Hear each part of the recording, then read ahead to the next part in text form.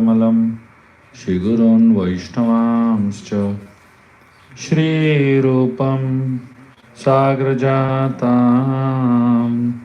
Sahagana Raghunatam Vitam Tam Sajivam Sadvaitam Savadutam Parijana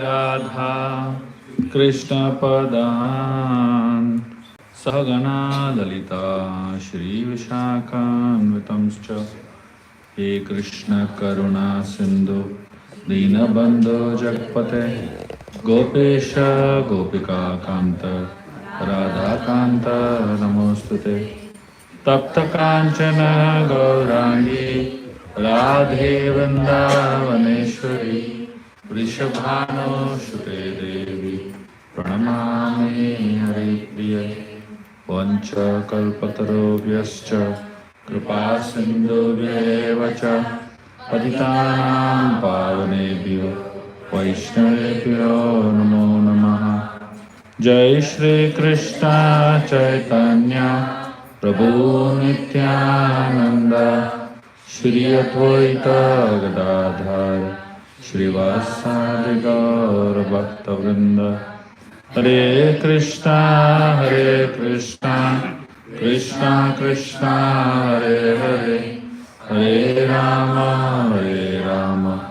Rama Rama Hare Hare Hare Krishna. I need to connect the wire.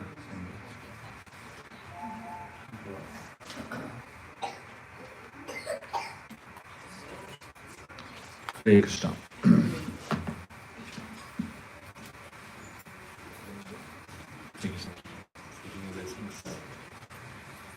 Hare Krishna.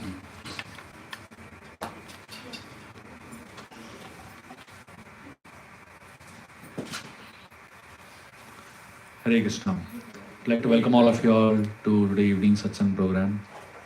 So I'm going to be speaking on Naam Ramayan. Have any of you heard of Naam Ramayan before? Can you put up your hand, please? If you have heard of Naam Ramayan in your life till now, okay. Named Lakshmanacharya. And this person, he has written the entire Ramayan in 108 verses. In just 108 verses, he has composed the essence of the entire Ramayana. So what we're going to be doing today is we're going to be doing a little glimpse of what Naam Ramayan has to offer. I have written a book called Naam Ramayan where I've written all these.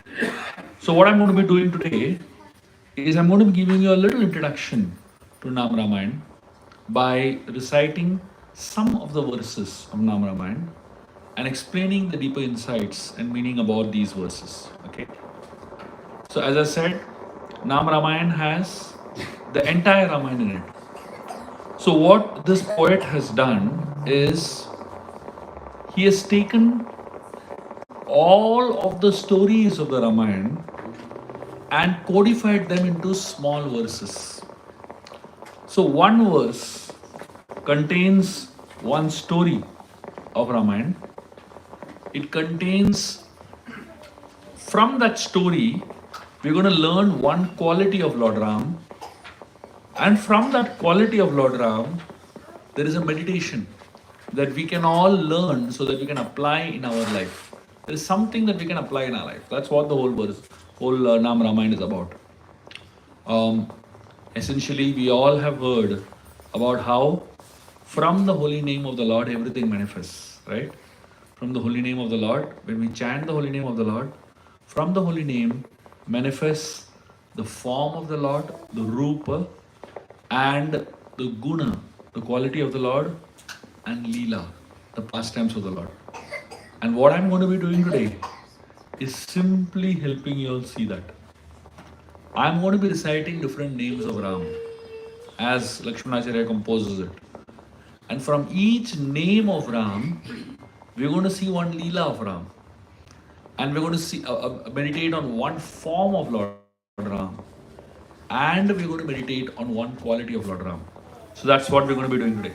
And that's what Naam Ramayan is all about, okay?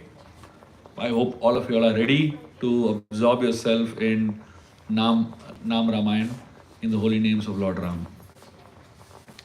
So I will recite the name of Ram, and then based on that name of Ram, I'm going to speak. Okay, so I'll recite first, and then you can recite after me. Shuddha Brahma Parat Pararam.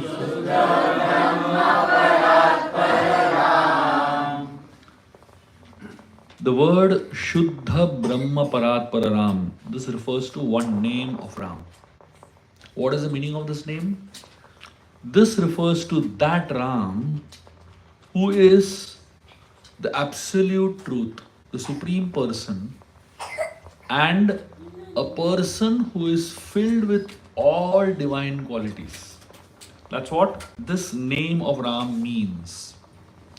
To help us understand this name of Ram, let me tell you a story from the Ramayana. The Ramayana begins with a discussion between Narad Muni and Valmiki. Valmiki is asking his guru Narada, please tell me who is that person who has all these qualities in him in completeness.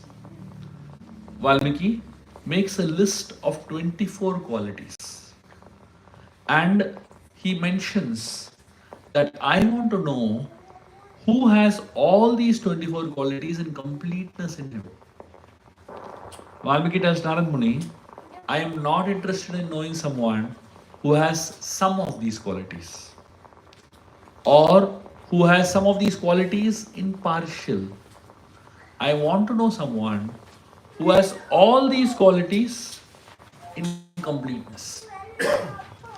So when Valmiki asks this question, Narad Muni closes his eyes, meditates on that person who has all these qualities in completeness. And then Narada says, that person who has all these qualities in completeness is Lord Ram. And then Narad Muni recites the entire Ramayana in essence. Narad Muni, he recites the entire Ramayana in just 100 verses. 100 verses that glorify, that are spoken by Narad Muni, are called as Moola Ramayana. So in the beginning of the Valmiki Ramayana totally has 24,000 verses. Out of those 24,000 verses, the first 100 verses, roughly, not first 100, but that in the first set of 100 verses, the entire Ramayana is there. So in one sense, what Lakshmanacharya has done as Naam Ramayan is also done by Narad Muni in the past. But of course, the formats are a little different, basically. So all of us, when we look at this, when we just meditate on this one aspect of Lord Ram, there is something very beautiful that we can learn. We are all looking for heroes in our life whom we can derive inspiration from, isn't it? Every person that we feel inspired by has some qualities, but does not have many qualities.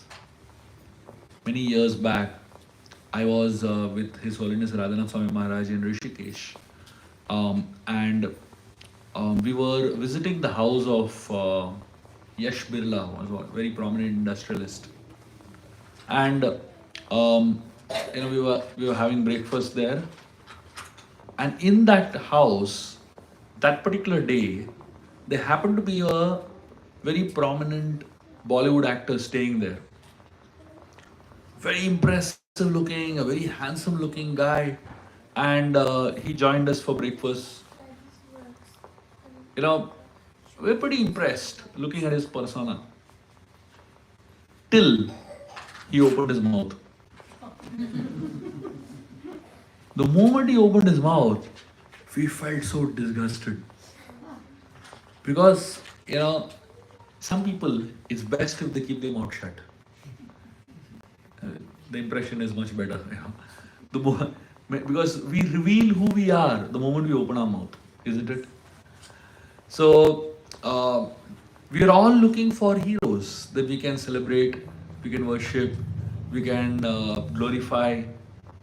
But unfortunately, most heroes today, they have something great, but many things not so great.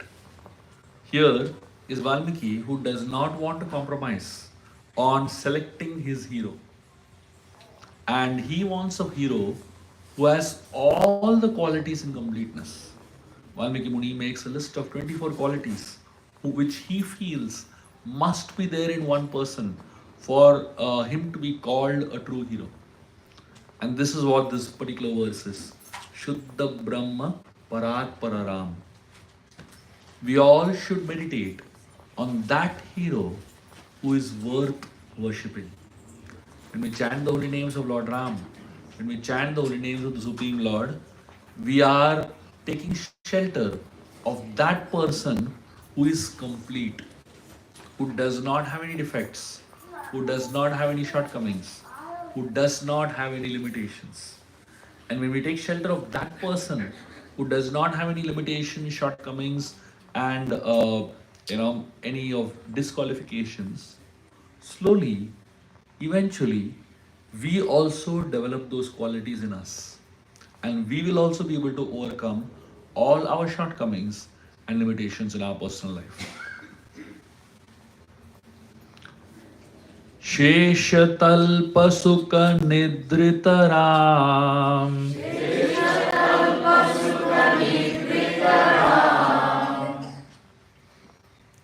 Shesha refers to Ananta Shesh, Adi Shesh, the celestial serpent on whom the Supreme Lord lies down in Yoga Nidra. Shesha Talpa Sukha Nidritaram. It means that Ram who is sleeping peacefully on his snake bed, Ananta Shesh. We all sleep, isn't it? But how long can you sleep? Most of us can sleep for maybe 6 hours, 7 hours, 8 hours. Some people are really, really powerful sleepers. They can sleep probably for 10 hours, I had a friend in college. This guy had the capacity to sleep continuously for 22 hours. Not get up at all from bed. 22 hours. Even food, eat on the bed only, Of course. Beyond that, nobody has a capacity to sleep. Once you sleep beyond a certain number of hours, there are so many problems that come in our body. Backaches. And I'm sure for those of you all who have been bedridden for quite some time, you will understand that there is so many other issues like bed sores, and so many skin issues that can develop just because you're sleeping on a bed. Have you ever thought, how does Lord Vishnu sleep forever on bed? Does he develop backache also? Does he develop bed sores also? Lord Vishnu has a very unique bed which facilitates real good sleep. And I'm going to give you a little description of the bed of Lord Vishnu. Shesha Talpa Sukha Nidritaram. It is said that of all the different types of beds in this world, the best bed is a snake bed. The reason the snake bed is considered the best quality bed is because it's a breathable bed. The snake actually breathes, right? So when the snake breathes in and breathes out, it's kind of expanding and contracting, and it leads to these air gaps, in between. So between Lord Vishnu's body and the bed, there are gaps, and through that air passes, and it's a very nice, comfortable feeling for the Lord. And more than anything else, there's a very special feature to this bed. When mothers make their little babies sleep, they they blow into the eyes of the babies. When they blow into the eyes of the baby's eyes flutter and then they go to sleep. Lord Vishnu, when he's sleeping, Ananta Shesh with his 1,000 hoods is blowing into the eyes of Vishnu. And Lord Vishnu feels so nice and goes to sleep very peacefully. Imagine what a high quality bed this is, isn't it? Shesha Talpa Sukha Nidrita Ram. One time, Lord Ram was with Hanumanji and Lakshman together. And Lord Ram tells Hanumanji, I love you twice as much as Lakshman. So he looks at Hanuman, tells him, I love you twice as much as Lakshman. And he asks Hanuman, how did you feel about it? Rather, he asked Lakshman first. He says, how did you feel about it? Obviously now here there's an element of, could be an element of envy, isn't it? So he's telling Hanuman, I love you twice as much as Lakshman. So he looks at Lakshman and says, how did you feel about it? Lakshman says, my dear Lord, you are perfectly right. Hanuman is actually twice better than me. So Ram says, how do you say that? Lakshman says, my dear Lord, I have been serving you and Sita for such a long period of time.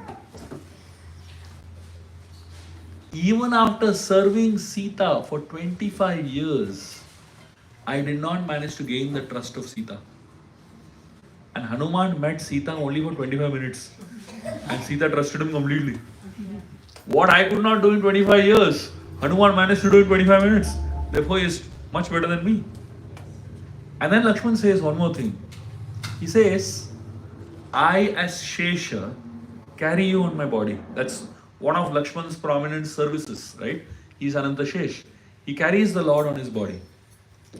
He says, Lakshman is telling Ram that Hanuman is so great that he carries you and me on his body. Therefore, he is twice better than me. So Ram looks at Hanuman, he asks him, what did you feel about this? Hanuman tells Lord Ram, my dear Lord, this actually proves that you love Lakshman more than me. Lord Ram said, how? I said I love you twice as much as Lakshman. How does it prove that I love Lakshman more than you? Hanumanji said, usually when we say we love someone, we say, I love you more than my life. But you are not saying that. You are saying, I love you more than Lakshman. Which means Lakshman is your life. I am somebody else, but Lakshman is not different from you. And therefore, you love Lakshman more. Lord Rama is amazed by the way these devotees think. Shesha Talpa Sukha Nidrita Ram refers to that Ram who feels comfortable with those devotees that want to take care of him, that want to give him a good experience. We all want to serve the Lord, but somehow we end up hurting the Lord also sometimes. How do we hurt the Lord? When we are not appreciative of other devotees, when we find faults with other devotees, when we criticize other devotees, when we are not able to appreciate the greatness of other devotees, it hurts the Lord. But when we are appreciative of other devotees, when we actually glorify other devotees from our hearts, it makes the Lord very peaceful. Shesha Talpa Sukha Nidrita Ram refers to that Ram that sleeps peacefully when he experiences devotees love each other. When he experiences devotees care for each other. For a parent, for a mother or father, when they see that the siblings love each other, they can sleep peacefully. But when they see the siblings beat up each other, hate each other, are somehow or the other, big enemies of each other, they lose their sleep. Isn't it? Lord Ram sleeps peacefully when he knows that devotees love one another. And he loses his sleep when he knows that devotees hate one another. I'm sure all of us understand what I'm talking about, isn't it? In a community of Vaishnavas, both kinds of feelings exist. There is a feeling of mutual love, and there are also feelings of hatred. And we should remember, our feelings disturb the Lord or make the Lord peaceful, depending on what feelings we carry in our hearts. So we must learn to adjust our feelings, experience those feelings towards devotees that are conducive for the peaceful sleep of the Lord.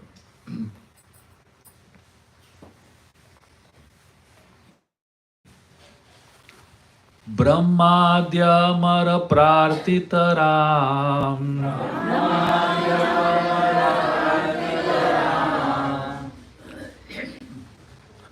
When Ravan and his siblings were, doing so many atrocities, it really disturbed all the devatas, all the gods.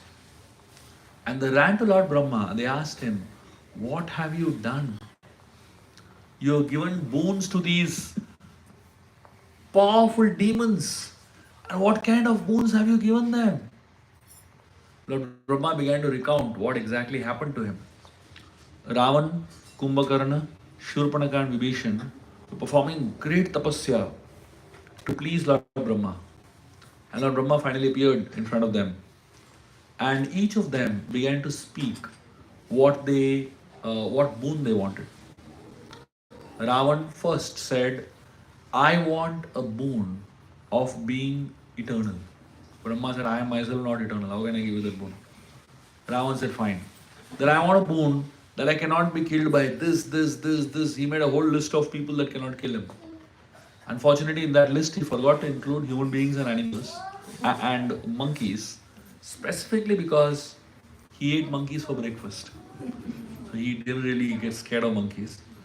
And he felt it's below his dignity to ask for humans in that list because he doesn't really care for humans. There's no human that can destroy him. When Ravan asked this kind of a boon, Brahma realized the next fellow, Kumbhakarna, is going to ask for an even worse boon. So Brahma sent Saraswati to sit on this fellow's tongue and twist his tongue when he is going to speak. And Kumbhakarna, when his turn came, Brahma asked him, "What do you want?" And Kumbhakarna immediately said, he was going to say, "I want Indrasan." Indrasan means the throne of Indra. By mistake, he said, "I want Nidrasan." Brahma said, "Immediately granted." Kumbhakarna said, "Hey, sorry, I made a wrong thing. I didn't mean Nidrasan, I meant Indrasan." And Brahma said, "See, you asked for it, I cannot do anything, I have to give it to you. But since you are saying sorry, I will reduce the boon by a small condition." He said, "You will sleep for 6 months continuously, but one day you will be awake. And then one day you can do whatever you want. And then you will go back to sleep for 6 months." There are some people who are best asleep. When they wake up, they are very dangerous to the world. It's best when they go to sleep. I'm sure a lot of parents are praying like that about their kids. And the moment they wake up, the whole world is. They actually, they make such a mess. So, and then Shurpanaka comes up with this boon that she wants to have the ability to change her form at will. Brahma granted that. And finally, Vibhishan comes and Vibhishan asks that, "May I have the boon that I will never deviate from the path of Dharma?" When Vibhishan asked this boon, Brahma felt so good. He felt this one boon is worth coming for. All the other siblings, Ravan, Kumbhakarna, Shurpanaka, he said, "What nonsense? Is this a boon to ask also? Ask for something practical. What is this? I don't deviate from path of Dharma. Is that a boon?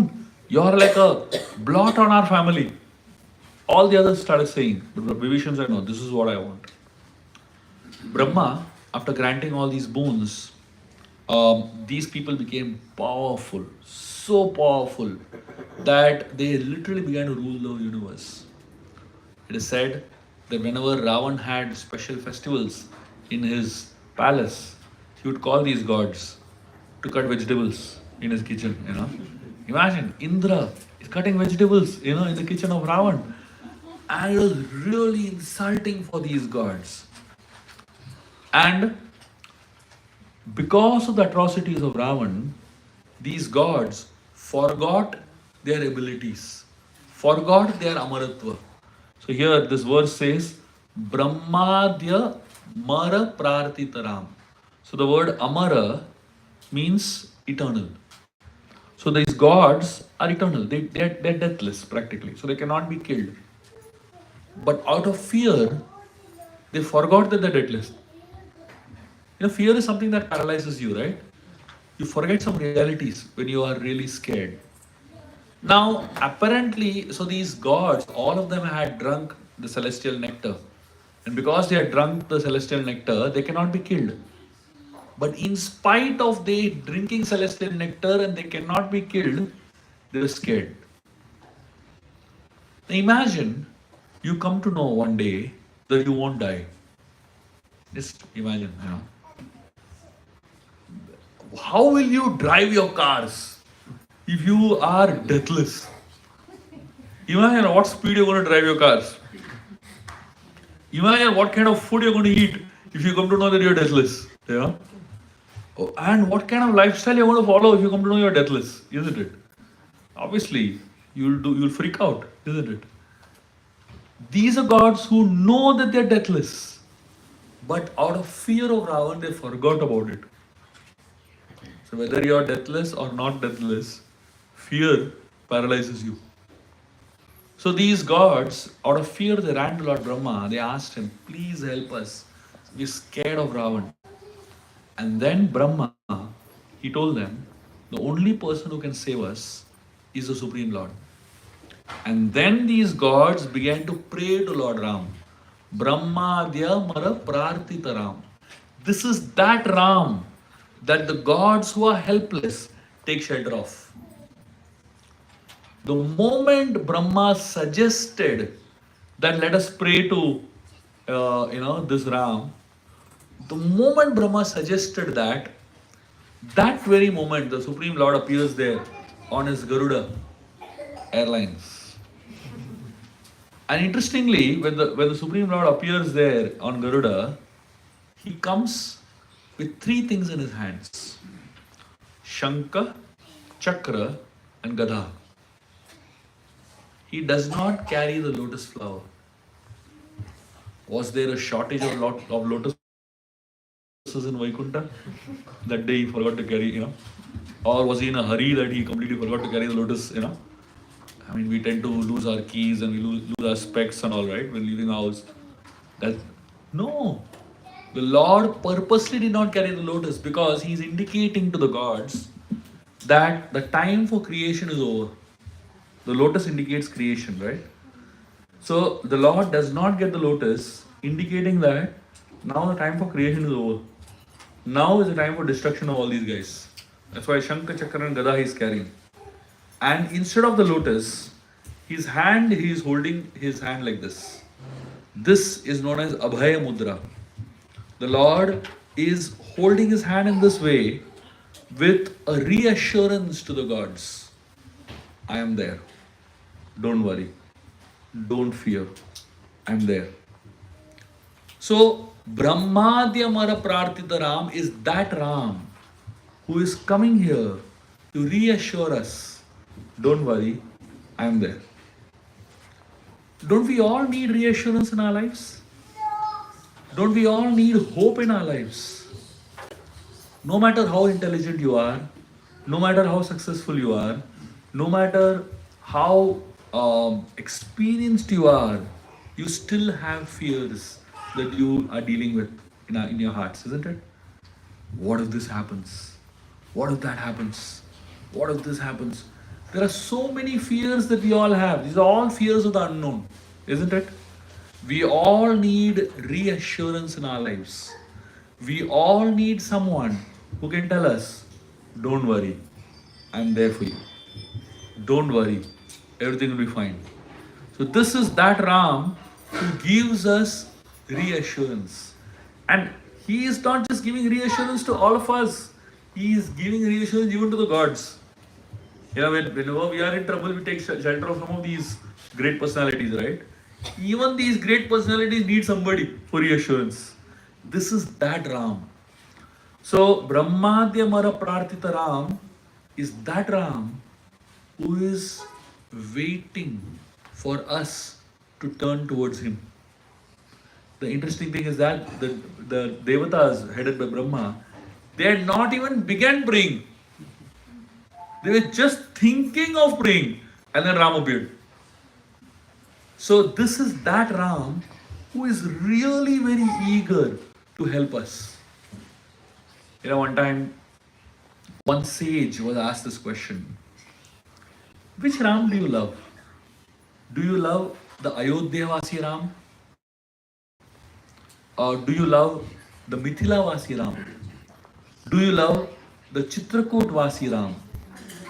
Do you love the Ram that went to Dandakaranya forest? Do you love the Ram that stayed in Panchavati? Do you love the Ram that lived in Kishkinda? Which Ram do you love? This great sage, he said, I love the Ram that went to Lanka. So this devotee asked, what is this? Why don't you love all other Rams? Why only the Ram that went to Lanka? He said, all other Rams were invited. Dasharath invited Ram to Ayodhya. Janak Maharaj invited Ram to Mithila. Vishwamitra Muni invited Ram to Siddhashram. Kishkinda, he was invited by Sugriv. In every single place, in Chitrakoot, Valmiki Muni invited him to reside there. So every single place, the Ram was invited to be in that particular place. But the only man without being invited is Lanka. Nobody invited him there. He went himself. So this Acharya is saying, my heart is like Lanka. And it's dark and I'm not inviting Ram. But this Lanka Vasi Ram, he has the habit of getting into places where he is not invited also. And that's the Ram that I want to pray to. So we all need that Ram who is there to give us the reassurance. And that's the Ram that this particular Ram refers to. Chanda Kirana Kula Mandana Ram.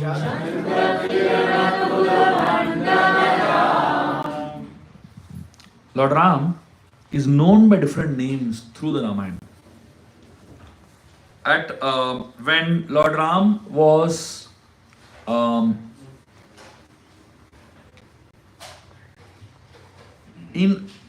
born in Ayodhya and he was being raised in Ayodhya, at that point Ram is known as Kula Deepak.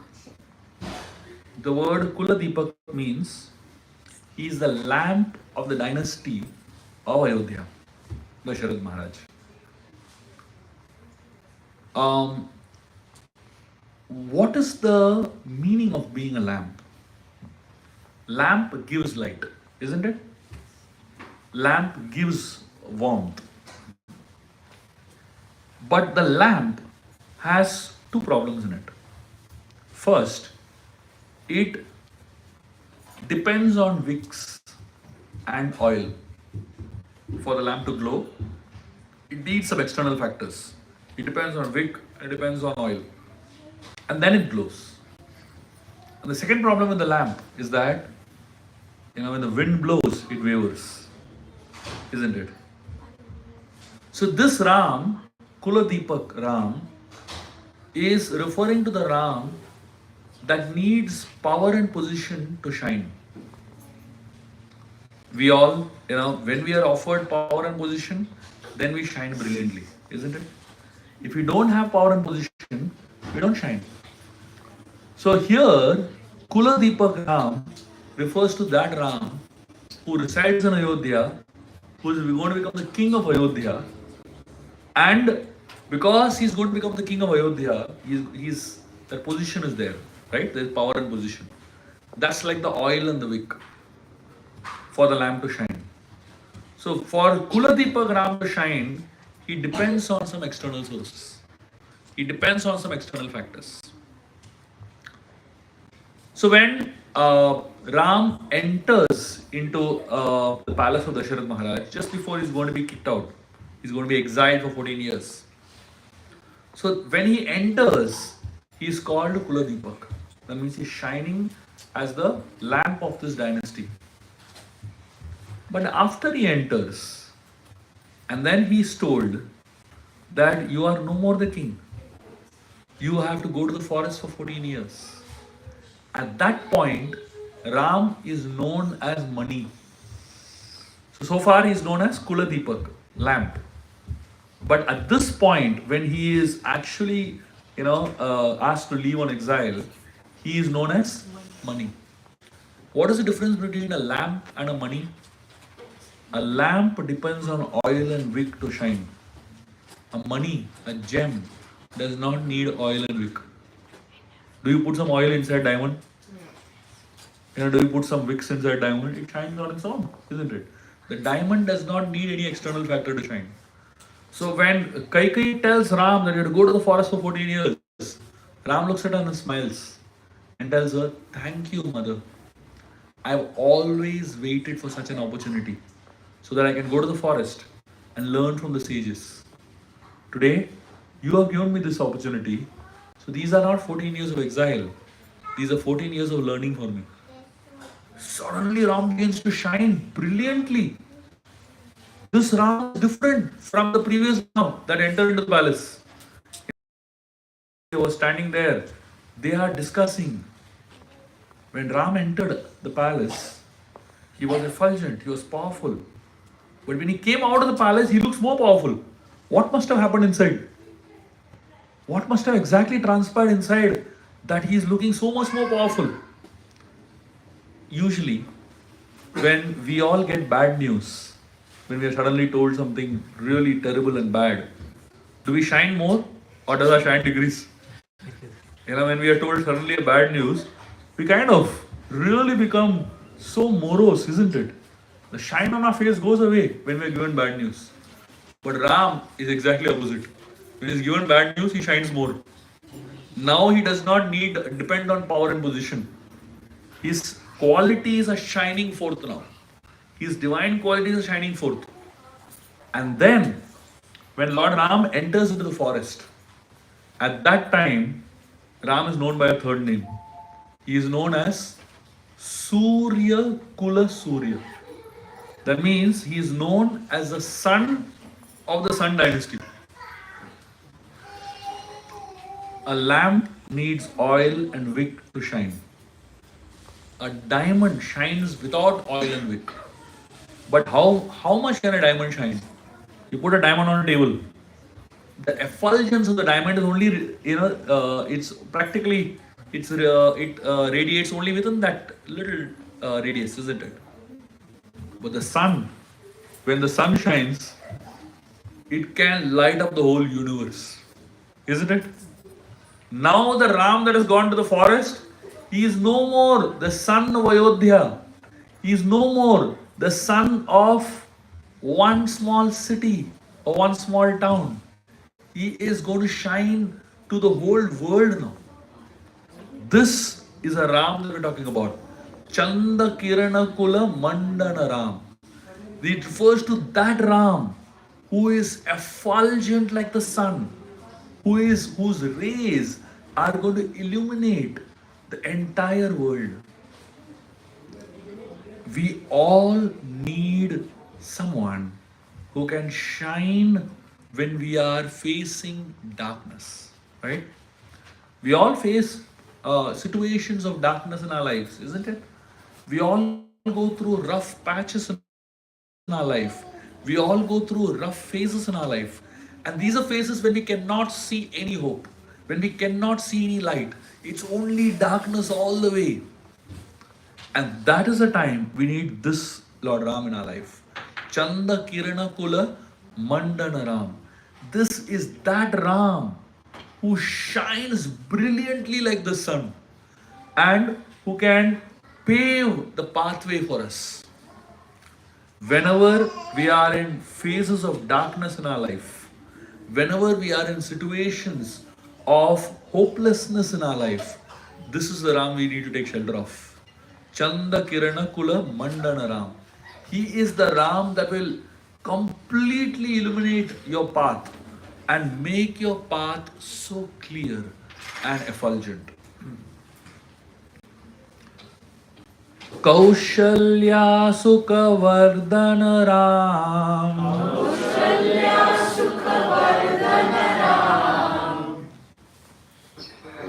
Lord Ram and Lakshman were invited by Vishwamitra Muni to travel with him to Siddhashram, where Vishwamitra Muni was performing a yajna.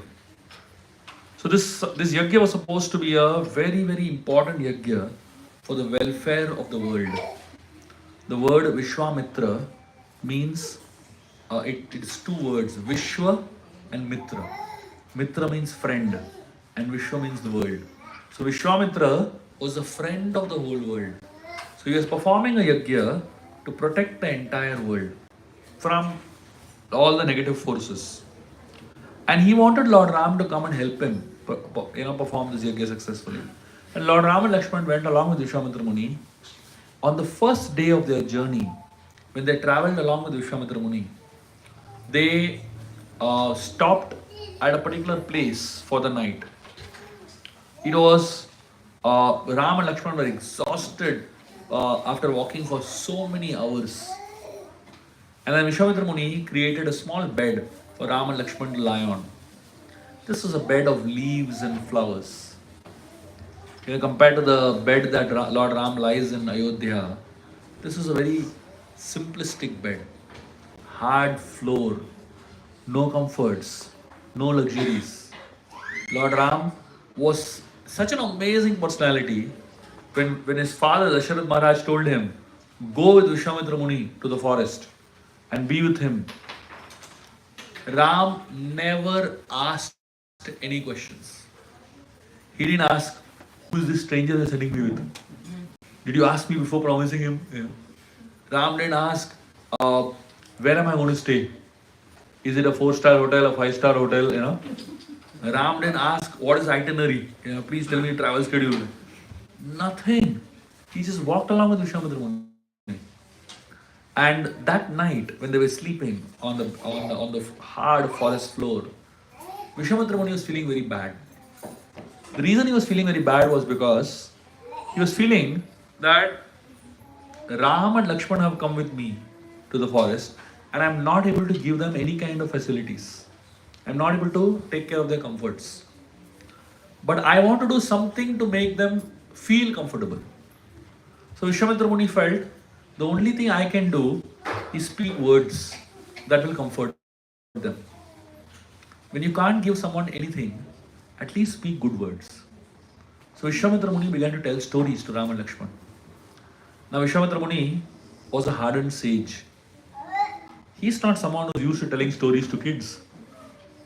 He is used to a life of seclusion, hard penances. Yet, when he is with these two youngsters, Ram and Lakshman are 12-year-old children at this point in time, Vishwamitra Muni felt that I need to do something to take care of them. Usually, when you live a life of austerity, you're only thinking about yourself. When you start practicing a life of devotion, you start thinking about others. The difference between the life of austerity and the life of devotion is that the life of austerity makes you selfish. And the life of devotion makes you sensitive and selfless. Many times, I see devotees who do very intense austerities in their lives. And many of the devotees actually become so tough that they kind of also become insensitive towards other people. So therefore, austerities should not make us hard-hearted. The purpose of austerity is to actually soften our hearts for the sake of developing our love for the Lord. But if the austerities are making us hard-hearted, then it defeats the very purpose. So Vishwamitra Muni here is telling stories to Ram and Lakshman, and they go to sleep. The next day, early in the morning, Vishwamitra Muni gets up and goes to perform his duties. He does his sadhana, he has a bath, he does all his tapasya, and he comes back and sees Ram and Lakshmana still sleeping.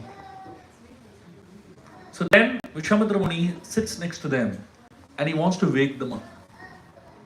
And to wake them up, Vishwamitra Muni is, he's speaking some words to inspire them to wake up. And while he's looking at the sleeping Ram, he feels very, very inspired.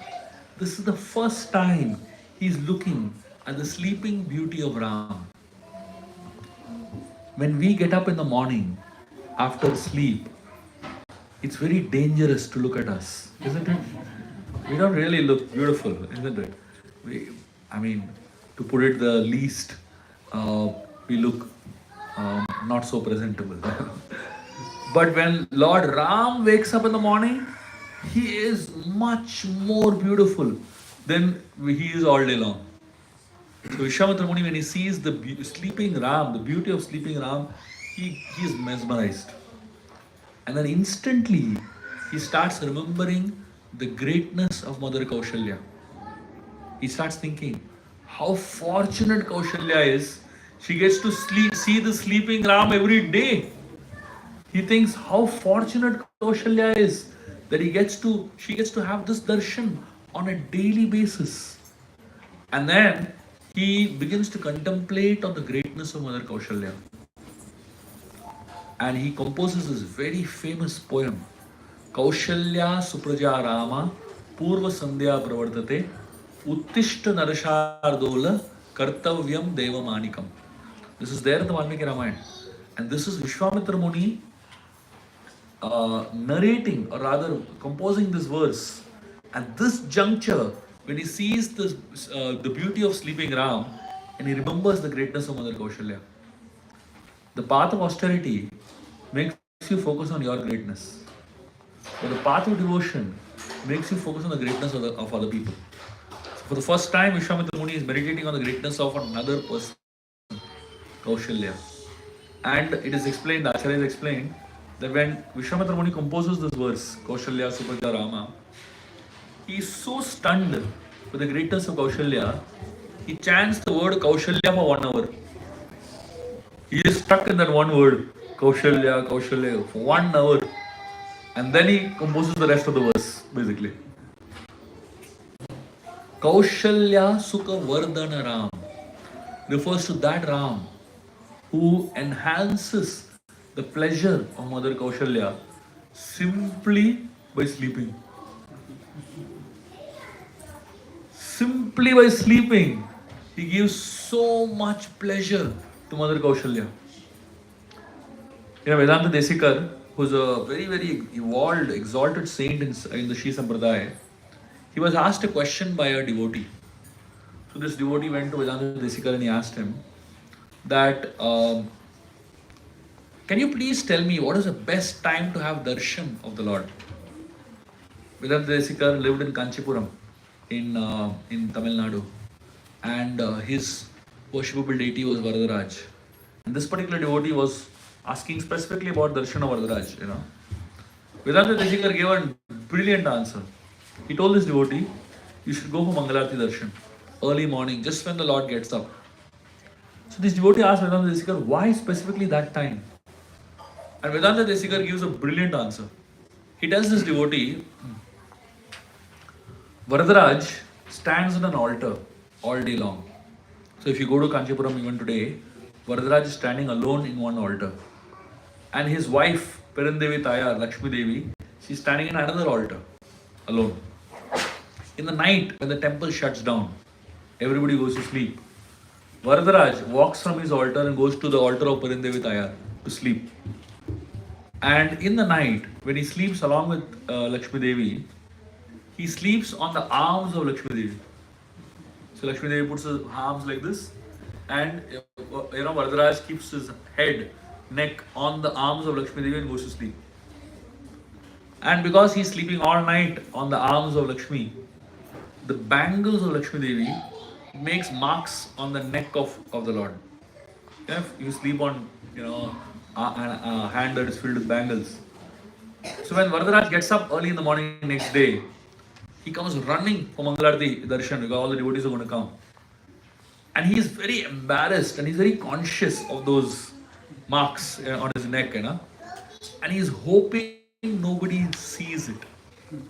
And at that time, if anybody goes and prays to Varadaraj at that time, Varadaraj says, take all the boons you want, but don't tell anyone what you saw. It's our secret, So Vedanta Desikar tells this to the devotee and says, the best time to go and have darshan of Varadaraj is Mangalarti. Mangalarti darshan is a very special darshan. It's a very special form of the Lord. It's a very special darshan of the Lord because it's a very intimate darshan. When a king is giving his darshan, it's in a full court, right? Everybody can come and see. It's he's in a majestic form, etc. That's what Shayan Darshan. Sorry, that's what what is that? The Shringar Darshan is about. The Lord is a king. All day long, he's giving darshan. But Mangalarti is a bedroom darshan of the Lord. He's just woken up, not even changed his clothes. He's still in his night pajamas, and he's still, just out of bed, basically. And that's the form of the Lord that is most merciful. And so if you really want to get some special mercy, that's the time to go. And here we find Kaushalya Sukha Vardhana Ram. He is that Ram that is specialized in enhancing the pleasure of his devotees. So whenever you have Mangalarti Darshan, you will always feel so good after the Mangalarti Darshan. You will feel so good because it's a very special form of the Lord that is there to enhance the pleasure of the devotees. Sukha Vardhana Ram. Of course, it means you have to get up early morning. You have to put some little effort, And when you put that little effort, there is a pleasure that you experience. There is a special form of pleasure that you experience. And that, the expertise that Lord Ram has in enhancing pleasure is this particular Ram. Kaushalya Sukha Vardhana Ram. So when we, when we want to take shelter of the Lord, and when we want the special blessings of the Lord, the special mercy of the Lord, this is the form that we should pray to, and this is the form that we should take shelter of. I'm going to tell one last verse for today. Kaushikamaka Samrakshaka Ram.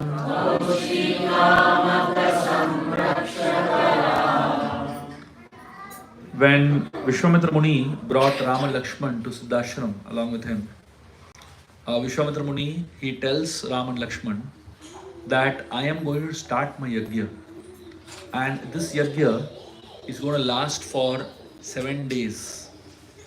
And in the course of this yajna, I have to take 2 vows. Vishwamitra Muni, who is performing the yajna, has to take 2 vows. The first vow, he has to take a vow of silence. And the second vow, he has to take a vow of abstinence from anger. So Vishwamitra Muni tells Ram that I'm going to take these 2 vows and start the yajna. But after I start the yajna, there will be some demons who will come and attack the yajna. And they'll try to destroy the yajna. I want you and Lakshman to guard the yajna and make sure these demons don't destroy the yajna. And Vishwamitra Muni tells Ram and Lakshman, please be agile and alert. Any time these demons can come and attack. So he tells this and he begins the yajna. When Vishwamitra Muni begins the yajna, 6 days pass. And Ram and Lakshman are completely alert, taking care of Vishwamitra Muni's yajna. The Acharyas give a very beautiful analogy to explain how Ram and Lakshman take care of Vishwamitra Muni's yajna. They say, just like the eyelids protect the eyeballs, similarly Ram and Lakshman protect the Vishwamitra Muni's yajna. It's a very beautiful analogy if you think of it. The eyeballs are inside and the two eyelids are outside, isn't it? And just like the two eyelids are outside, Ram and Lakshman were outside protecting the yajna, and just like the upper eyelid goes up and down, the lower eyelid remains stationary. Similarly, Lakshman remained in one place, and Ram went around and came back. He went around and he came back. And every time he came, he touched Lakshman and went around. Just like the eyelid. What a beautiful analogy, isn't it? Ram and Lakshman guarded the Yajna Vishwamitra Muni for 6 days continuously. On the 7th day, the Yajna was going to be completed officially. And Vishwamitra Muni was going to pour the last oblations, which indicates the Purnahuti, the Yajna is complete. Ram and Lakshman are thinking, what is this? We came all the way to protect this Yajna from Marish and Subahu and all these demons. But nothing happened. No demons, no attacks. Everything is fine. So they were just thinking, why did we even come here? Exactly when Ram and Lakshman were thinking like this, there was a massive scream and this huge horde of demons attacked the Yajna. When we are this close to success, that's when we make the biggest mistakes of our life. Bharat Maharaj was just about to reach Prem. He was at the stage of Bhava. And that's when he made his mistake. So Rama and Lakshman were just on the verge of achieving success. And that time they were thinking, what is going on? Usually, when we are very close to success, we are supposed to be most alert. The moment Ram and Lakshman heard those screams, they became immediately alert. And these demons, Mari, Subhav and all the demons, they started throwing all kinds of obnoxious stuff into the Yajna Kund. They were throwing meat, they were throwing flesh, they were throwing blood and mucus, and all kinds of abominable things into the Yajna Kund. Ram immediately created a canopy of arrows over the Yajna Kund. And not a single drop of that fell into the fire. And Vishwamitra's Yajna continued below. Marich and Subahu and all these demons, they were getting really angry and upset that these, their attempts were failing. So they decided to come down and attack from below. As they were coming down to the ground to attack, Vishwamitra Muni and all the sages, they were chanting mantras. And by the power of those mantras, they were not able to descend to the ground. And that's when they realized that these mantras are too powerful for us to descend. We have to counter these mantras by our own mantras. And what are the mantras of the demons? They started chanting bad words. That's the power of the demons. That's the mantras of the demons. So here from below, the pure mantras, for the Vedic mantras are being chanted by Vishwamitra Muni and all the sages. And from top, the demons are chanting all kinds of obnoxious mantras, all kinds of bad words. But in spite of they hurling so much of negative vibration, they could not counter the power of the positive mantras that were being chanted by the sages. And the demons were getting really frustrated. And then they tried to come down to attack, and then Ram Lakshman started attacking them. And of course, Ram and Lakshman destroyed all the demons one by one. The story, it teaches us a lot of deeper things. Kaushikamaka Samrakshakaram. It refers to that Ram that protects the Yajna of Kaushika. Vishwamitra Muni's another name is Kaushika. What is the meaning of Samrakshakaram? To help us understand this Ram, who is a protector, let me explain to you this whole Yajna, this whole story with the help of an analogy. The fire of the Yajna, it represents the human mind. Our mind is like the Yajna Kund, into which the sages are pouring oblations, butter. The sages are pouring ghee and butter into the fire, right? Similarly, great devotees, great advisors drop so much good advice into our mind. Just like there are good advisors who are dropping good advice into our mind, there are some bad people waiting to drop dirty things into our mind. All the demons, Mari, Subahu, we all have both types of people in our life, isn't it? There are some people who throw good things into our mind, and then there are some people who throw bad things into our mind. The problem with all of us is that we don't have a ram to filter what goes into our mind. We don't have a ram to protect what goes into our mind. Vishwamitra Muni purposely got this ram with him because he knew that whenever I am trying to give good advice to when I'm trying to pour good advice into the fire, into the mind, there are going to be demons who want to throw bad advice into the mind. We all are exposed to both types of advisors. When we go to the temple in the morning, when we go to the temple of Sunday feast, we hear such beautiful advice.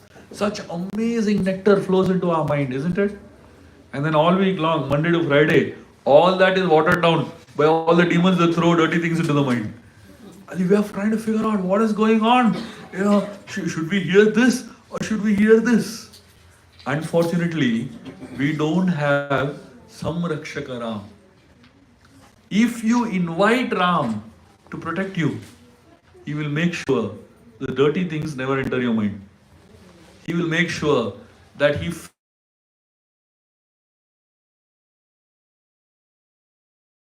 advice to enter your mind, and he will personally stop the negative advice from entering in your mind. Lord Ram represents the intelligence which has the ability to discriminate the right from the wrong.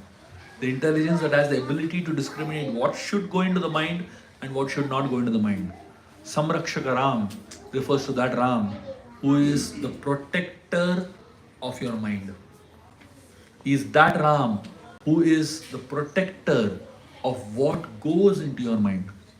So when we take shelter of this Ram, Kaushikamaka Samrakshaka Ram, he is that Ram who will help us gain discrimination in our life and allow all the positive vibrations to enter into our minds and nourish our minds and make sure that all the negative vibrations never enter into our mind and protect our mind from all the negativity that we are often exposed to. So like this, every single verse of the Ramayana is narrated in the form of these beautiful verses. And these are such amazing meditations. So I have written this entire book called Naam Ramayan, where you'll find one after another meditations like this. It'll have a verse, there's a meaning to the verse, there's a story connected to it, and then there's a meditation on a personal level that we can do. So like this, I have covered the entire Naam Ramayan in this way. I am planning to do a course on the entire Naam Ramayan in 11 sessions. So what I just gave you all is like a little introduction to the whole Naam Ramayan. And if all of you are really interested in understanding the entire Naam Ramayan in this way, I would like to invite all of you to join this course. You will find the details of this course in this QR code. You can just quickly take out your phones and click on this QR code. And from this QR code, it will lead you to a link of a Telegram group. That Telegram group is my community, where I share a lot of insights, where I share a lot of online sessions, etc. And also courses that I do and books that I write. All the latest updates come in this particular Telegram group. So you all are all most welcome to be a part of this group and learn the entire Naam Ramayan, which will start in January. It will be an online and offline simultaneously. I'll be doing it in Bombay, obviously, but it will simultaneously be relayed online also, so you can all be a part of this. I'd like to stop at this point in time. If anybody has any quick questions, comments, I hope the few verses of the Naam Ramayan that I shared with all of you have thoroughly nourished you all and given you all some inspiration and some meditation to focus on. Thank you very much. Hare Krishna.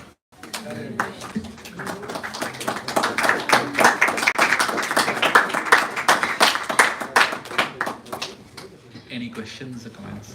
Would you like to say something? Would you like to say something? Would you like to say anything? Sure.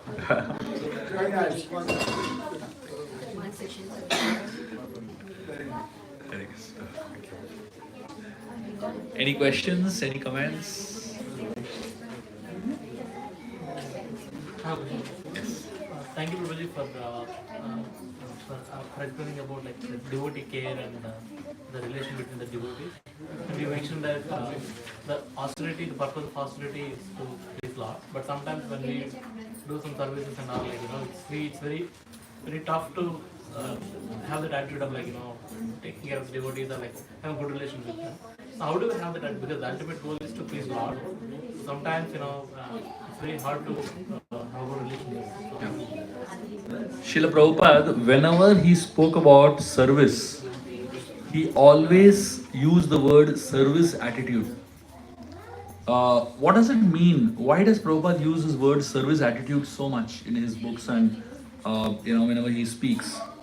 Because seva without the right attitude is actually meaningless. So when we cultivate the spirit to serve, we also must cultivate the attitude with which we serve. That is when it pleases the Lord the most. So while we are nourishing ourselves with desire to serve, we should also meditate on, am I doing it with the right attitude that pleases the Lord and pleases the devotees of the Lord? And you must ask feedback from the devotees to help you develop the right attitude. So when you're doing some seva, you constantly keep monitoring your own consciousness, your own mind, whether I'm doing it for the right purpose, whether I'm doing it with the right attitude, whether I'm doing it with the right motives. And if I'm not, then I should really work on it. And you can also ask devotees for help and advice and for guidance on how you can develop a better attitude in doing your services. So those who are already engaged in those services, they know what is the best attitude to serve. So when we learn to serve from those who are already experts in it, those who are doing it really well for many, many years, so we'll develop the right attitude while doing the service also. Thank you. Anything else? Any other questions or comments?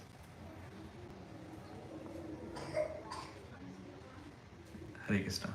Thank you very much. Very, very grateful to be with all of you.